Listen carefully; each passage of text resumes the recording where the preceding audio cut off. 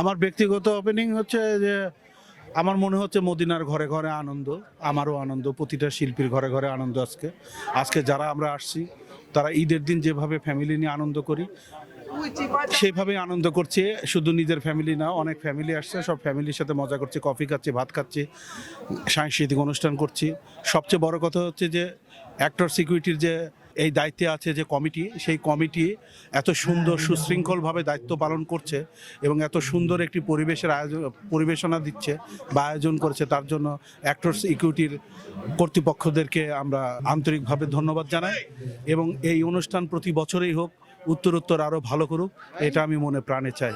জয় হোক actor security, জয় হোক actor security. এটা আমি আগে পারতাম না, আমি এটা পারার জন্য আপনি যে ধরনের প্রশ্ন করেছেন সেই প্রশ্নের জন্য আমি থিয়েটারে ভর্তি হয়েছিলাম।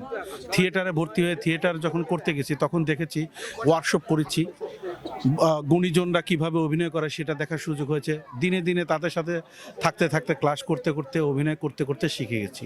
বাংলা নাটক নিয়ে আমি খুবই গর্ববোধ অনুভব করি। বাংলা নাটক সবসময় ভালো ছিল, এখনও ভালো আছে, সামনের দিনেও ভালো থাকবে।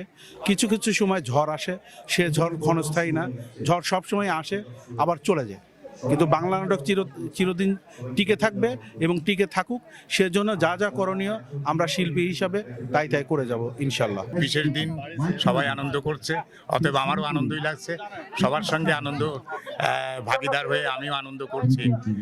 এবারের আনন্দটা আরেকটু মাত্রা যোগ হয়েছে, সেটি হলো যে আমরা অনেকেরই ভাইকে চিনতাম কিন্তু ভাবিকে চিনতাম না, বা তার সন্তানকে চিনতাম না, তাদেরকে চিনবার সুযোগ হয়েছে।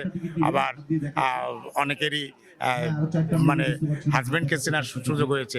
অর্থাৎ পরিবারের সঙ্গেও আমাদের পরিচয় ঘটার একটা সুযোগ করে দিয়েছে বর্তমান কমিটি। এজন্য কমিটিকে ধন্যবাদ। বর্তমান আমাদের অ্যাক্টর সিকিউরিটির যারা দায়িত্বে আছেন তারা এবারের এই প্রোগ্রামটি অত্যন্ত চমৎকারভাবে সাজিয়েছেন। এর জন্য তারা আমার কাছে ব্যক্তিগতভাবে ধন্যবাদ পাওয়ার যোগ্য আর কি। এখানে গোপন রহস্যের কিছু নাই।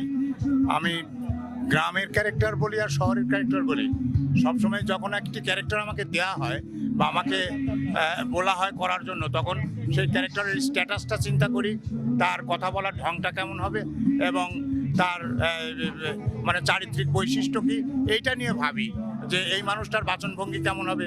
সে কি রাগী মানুষ, নাকি সে খুব নরম প্রকৃতির, নাকি সে খুব মানে একটা বিশেষ স্টাইলে কথাবার্তা বলে। এইগুলো ভেবেই ক্যারেক্টারটা করি, ক্যারেক্টারের স্ট্যাটাস অনুযায়ী। আপনাকেও ধন্যবাদ।